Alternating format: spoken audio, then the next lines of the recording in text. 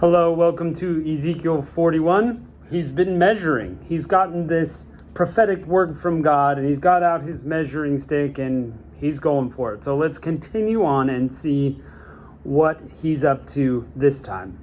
He brought me to the nave and measured the post, 6 cubits wide on the one side and 6 cubits wide on the other side. 6 cubits, about 9 feet.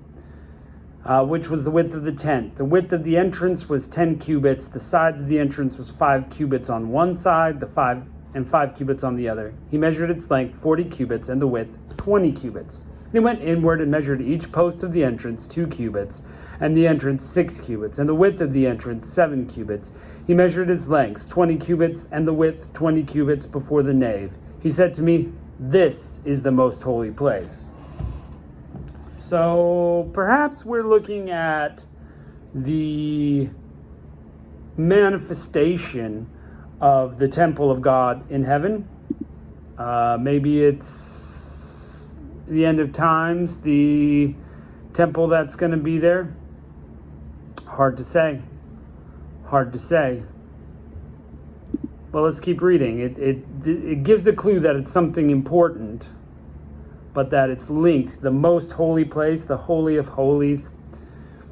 Verse 5, then he measured the wall of the house, 6 cubits, and the width of every side room, 4 cubits, all around the house on every side. The side rooms were in 3 stories, one over the other, and 30 in each story.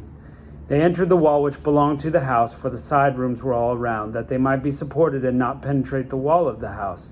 The side rooms were wider on higher levels, because the walls were narrower at the higher levels. Therefore, the width of the house increased upwards, and so one went up from the lowest level to the highest through the middle level. 30 rooms in each story, and the walls are getting skinnier, so the width of the room increases. Interesting.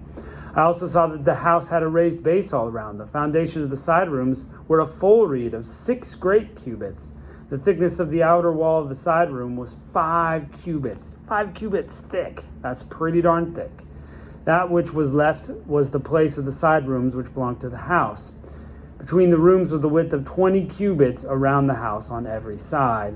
The doors of the side rooms were toward an open area that was left, one door toward the north, one door towards the south. The width of the open area was 5 cubits all around. The building was before the separate place at the side toward the west was 70 cubits wide, and the wall of the building was 5 cubits thick all around, and its length 90 cubits. So he measured the temple, 100 cubits long in the separate place, and the building and its walls 100 cubits long, 150 feet. Pretty long. Also, with the width of the face of the temple, the separate place towards the east, 100 cubits. He measured the length of the building before the separate place, which was at its back, and the galleries on the one side and the galleries on the other side, 100 cubits from the inner temple, and the porches of the court, the thresholds, and the closed windows, and the galleries around on their 3 stories, opposite the threshold, with wood ceilings all around, and from the ground up to the windows. Now the windows were covered, to the space above the door, even to the inner house and outside, and by all the wall, all around, inside and outside by measure. It was made within the cherubim and the palm trees. The palm tree was between the cherub, and every cherub had 2 faces. So that there was a face of the man towards the palm tree on one side, and a face of a young lion towards the palm tree on the other side. This was made like this through the house all around. Cherubim and palm trees were made from the ground to above the door. The wall of the temple was like this. So it's a pattern as it goes around. And you've got the cherubim, multiple cherubs, multiple angelic beings, 2 faces, a human and a lion. Sometimes this is hard to picture. I would love to have seen it. I guess I'm much more visual that way. Some people can really, by the words, or figure out the details. I'm sure there's a picture somewhere that some artist has done. Verse 21, the doorposts of the nave were squared. As for the face of the nave, it appeared as the appearance of the temple.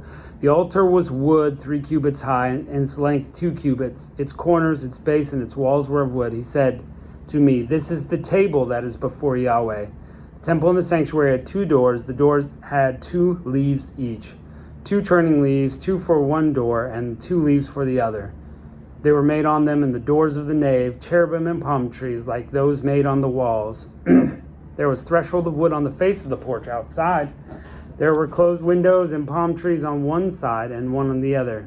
On the sides of the porch, this is how the side rooms of the temple and the thresholds were arranged. So there you go.